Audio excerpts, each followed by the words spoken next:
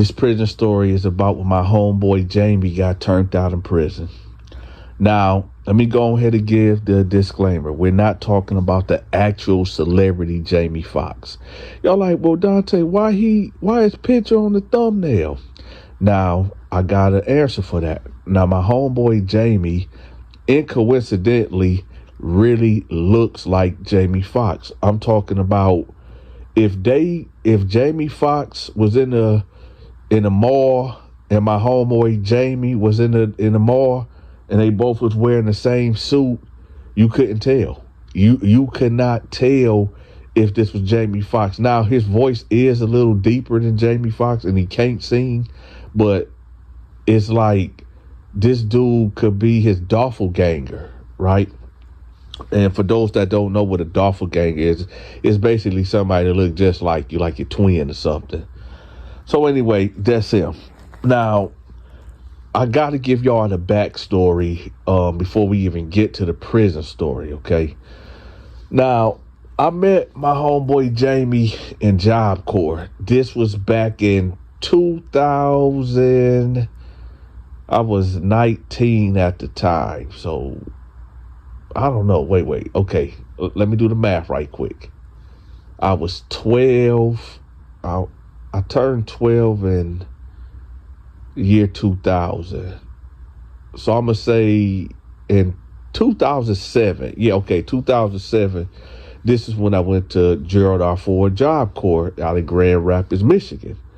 And this is where I met my homeboy Jamie. Now, me and Jamie met on some almost some beef terms. So let me give y'all the walkthrough.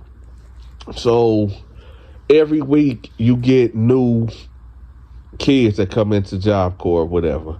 And when you first get in there, it's like the reception or whatever. They talk to you or whatever, and then they tell you where you're gonna go. At this time at Gerald R. Ford, you had the West Wing, the North Wing, and the East Wing. The West Wing had the trades where you do plumbing and electrical and security. The East Wing was business technology, culinary art, and something else. And the North Wing is basically for the new students, right? And I think you had to stay there for a month or whatever, and then you go, when you get your trade or whatever, you go to either the East or West Wing. So, nevertheless, this dude named Paco from Detroit, this short dude named Paco, and Jamie, they helped me take my bags upstairs to go to the North Wing. So, when we get upstairs, they both like drop my bag and they turn around, like face me, like, what's up? I heard you flit nigga with some hoes and all this and that, right? So, they were acting mad aggressive. So I popped off on Paco, like pop, right? Because he was the closest one to me. I just fired on him, pop. And he was like, hey, bro, what you doing? Man, we were just playing. Let me tell y'all something.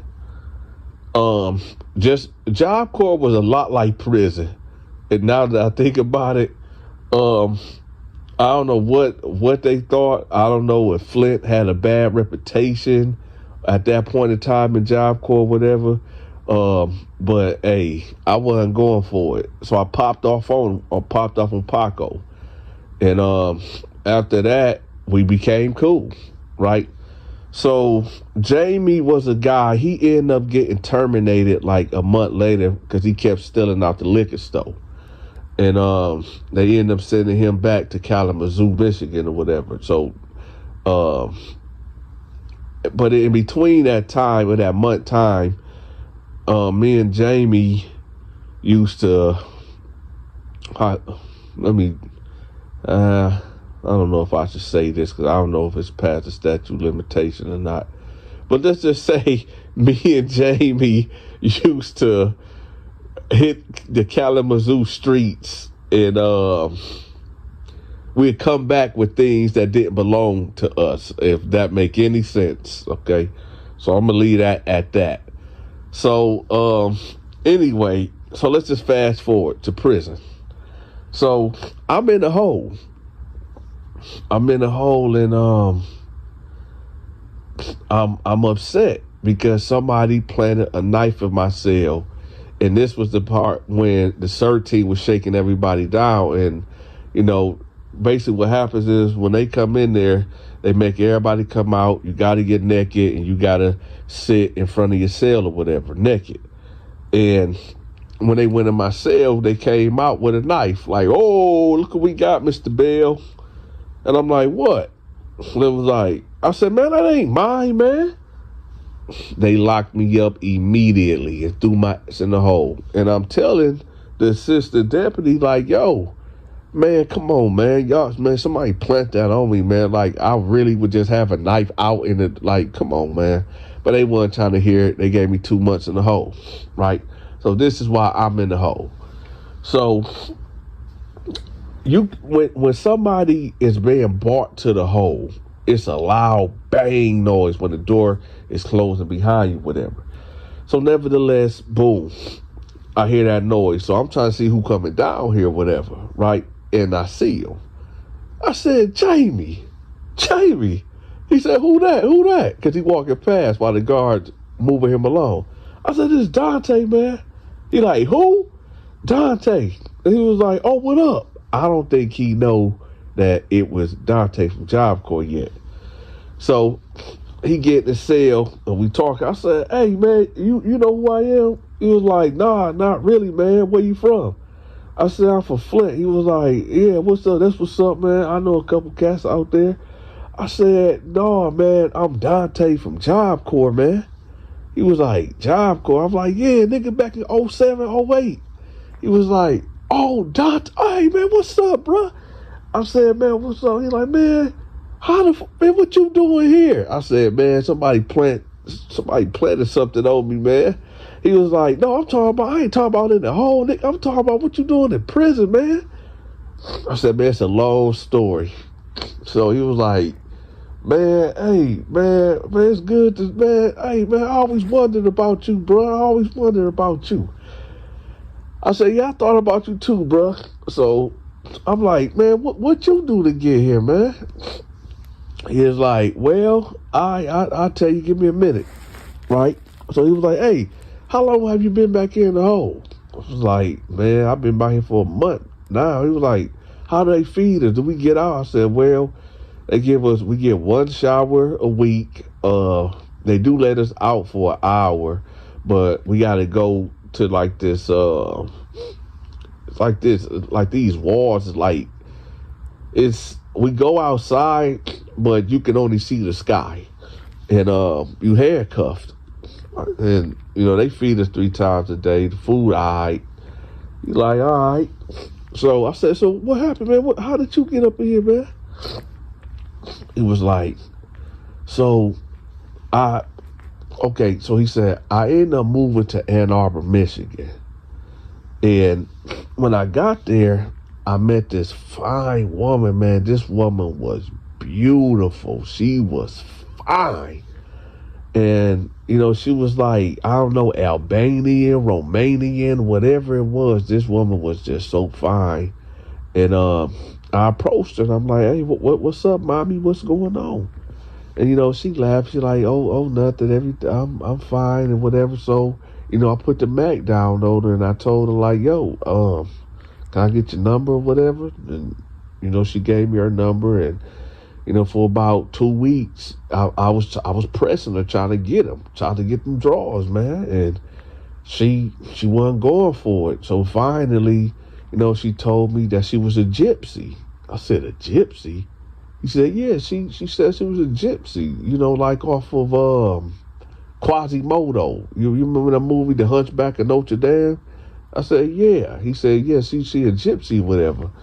And she said that, she typically don't date outside of her race and all this and that, but I made it my mission to, be with this chick, man, for real.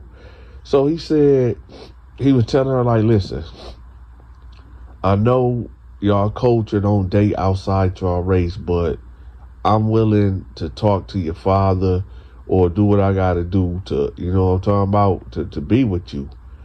And she was like, I don't know. I'm not too sure about that. So he said that he just was just on the pressing for about another week, and she finally agreed and said, "Okay." I talked to my father, and he said that you can come by the house and y'all can talk or whatever. But I'm just letting you know, all my cousins, my brothers, my uncles, and their friends is going to be there. And he said, "Oh, okay, I ain't tripping about that." So he said that she gave him an address to this park or whatever. And when he pulled up, he seen about 40 motherfuckers out there. It was about 40 men, and maybe about 15 women. Like the whole family was out there. And you talking about uncles, brothers, cousins, nephews, aunties, grandmas, granddads out there, right? So he said, dang, which I guess she wasn't bullshit when she said that, the whole family want to meet me and check me out, whatever. So he said he get out the car and he started walking over there towards him. And she was like, "Hey, y'all, this is my friend Jamie that I was telling y'all about." And they all just looking at him like, okay, what's up? So he was like, "Hey, this your father?" She's like, this is my father right here. This is my granddad." He said, "Hey, my name is Jamie, and I'm friends with your daughter." And the dad was like, "Yeah, I don't like him." And Jamie was like, "Huh?" He was like, "Yeah, I don't like you." And he was like, "Okay." So then everybody else was looking at him crazy, like. And then they all just started laughing, and he was like, "Oh man!" So he said he felt real nervous, like they about to do something to him. But then they all started laughing. He was like, "No, you okay? You cool." So tell me about yourself. So he said he talking to them and letting them know that he's working and he ain't got no kids and what he want to do in life and how he's so in love with his daughter and everything. So the dad tell him like, "Yeah, all that sounds good. That's cool, but I'm just gonna tell you like this: don't fuck my daughter." He said, "Huh?" He said, "Yeah, don't fuck my daughter. You gonna have to deal with us." So he was like, "Oh no, it ain't even like that." No, he lied. It is just like that, right? So, nevertheless, he like, "Okay, I'm gonna give you my blessing, man. I'm gonna give you my blessing, and you know." You can date my daughter, but you better not get her pregnant, and y'all better be working on marriage. So he was like, "Okay, cool. That's what's up. That's cool." And so his daddy stepped forward and was like, "Hey, listen, like he said, we're gonna give you the blessing to date her, but don't make this blessing turn into a curse."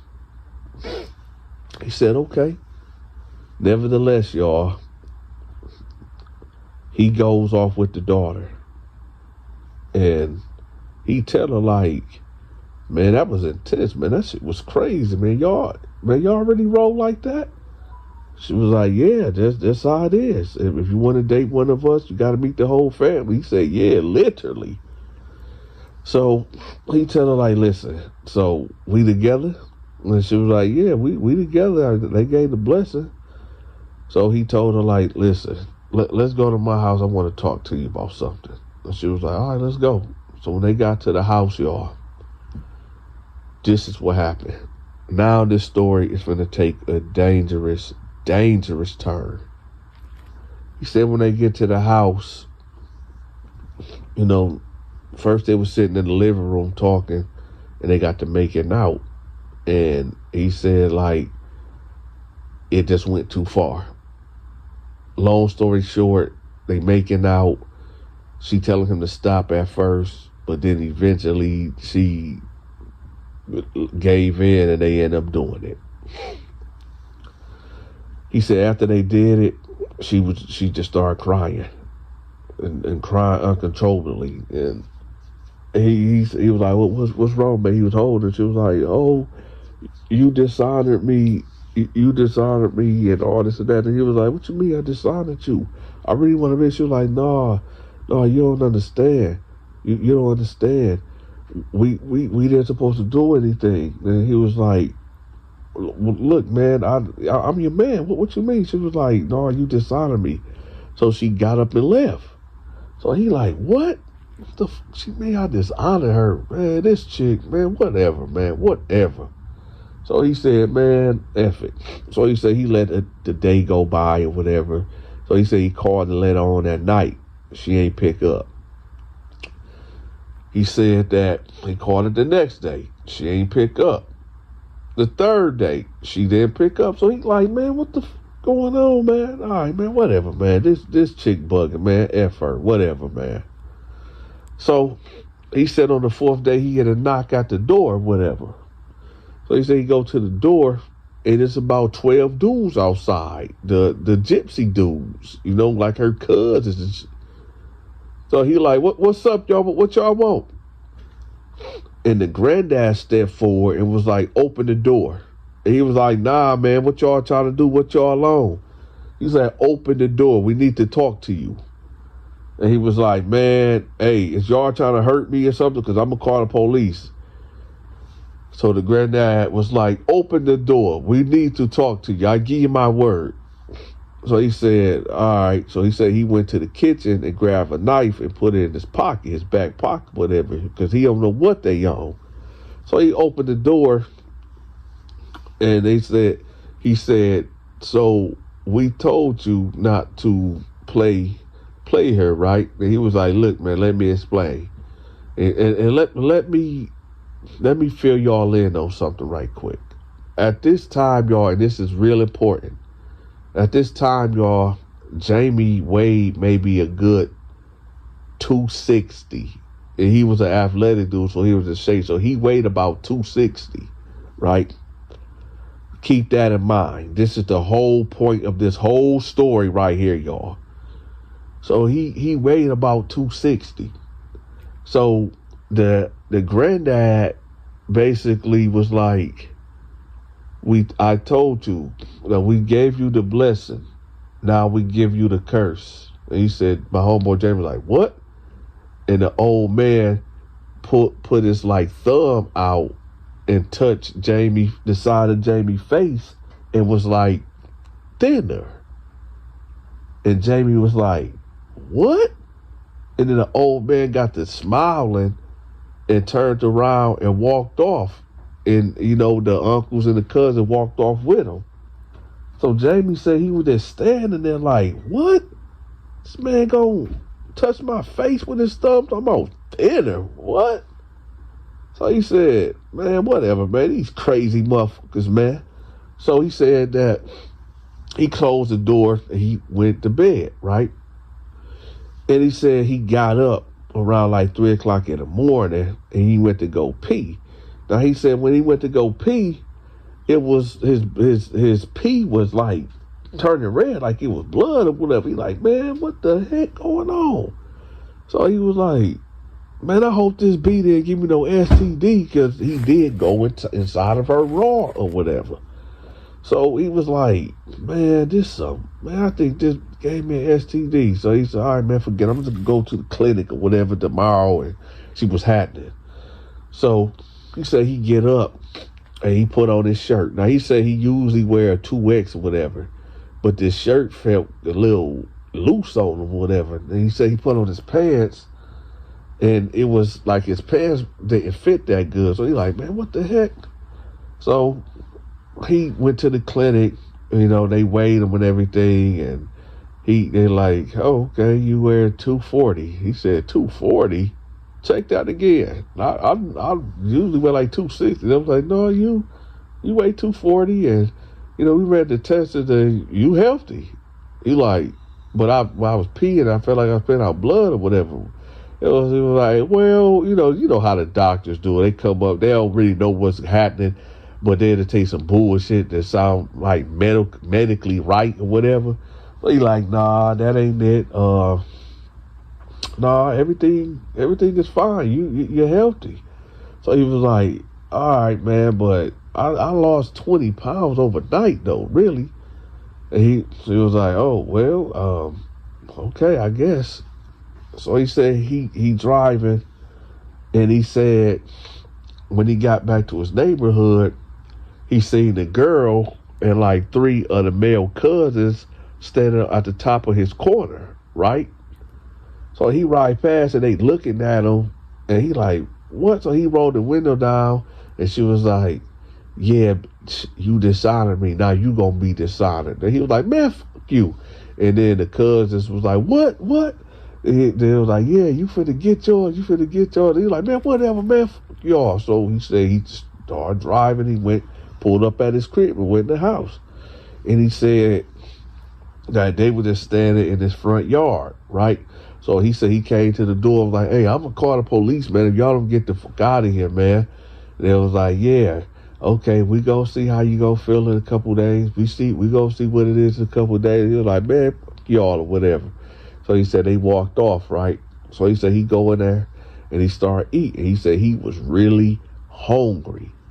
So he said he go in the refrigerator. He done made 2 ham sandwiches. He said he done warmed up a chicken pot pie. He done broke down some ramen noodles. And he said that, you know, he was just eating like a pig. And he was like, why am I so damn hungry? So he said he ended up going to sleep. Then when he woke up, he felt really weak, out of breath, fatigue, and everything. So he like, man, what the fuck is going on, right?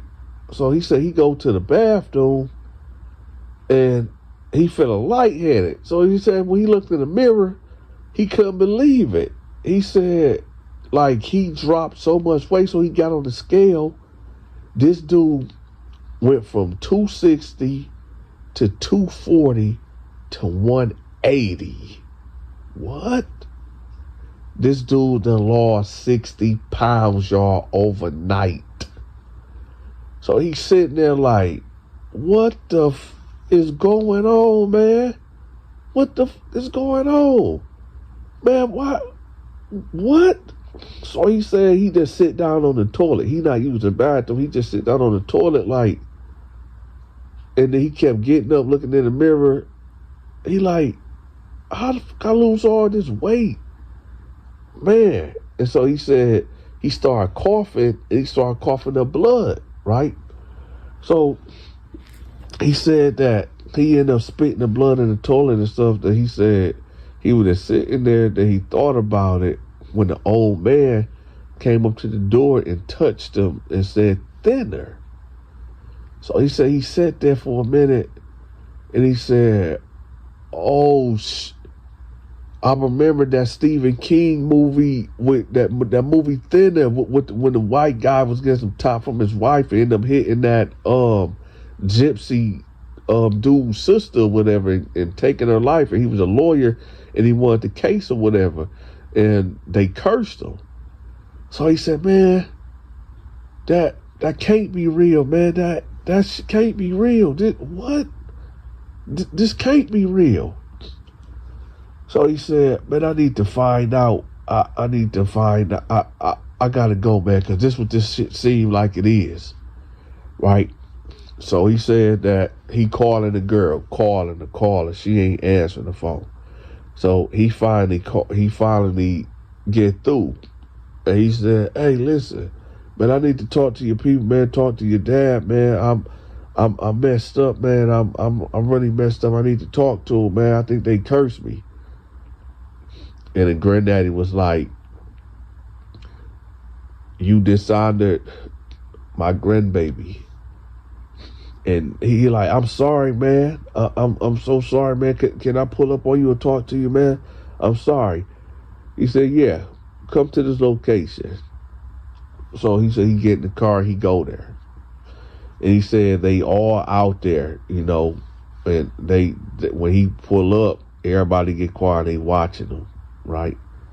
And he see, right, this is the scene.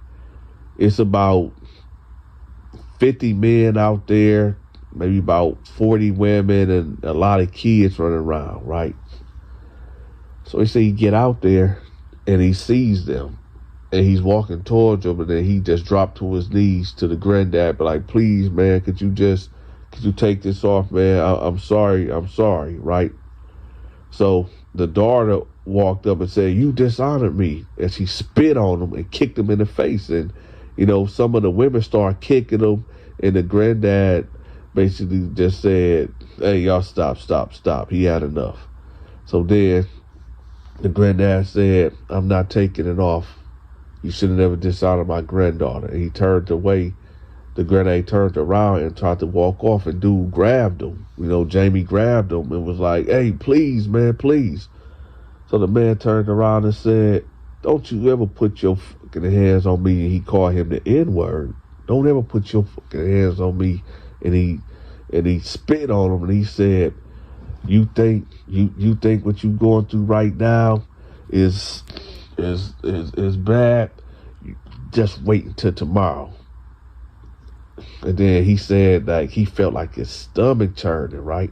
So then my homie Jamie said that he walked off, right? And he turned around and was like, "Please, can you just take this off, man? I'm sorry for dishonoring her." So he was like, nah.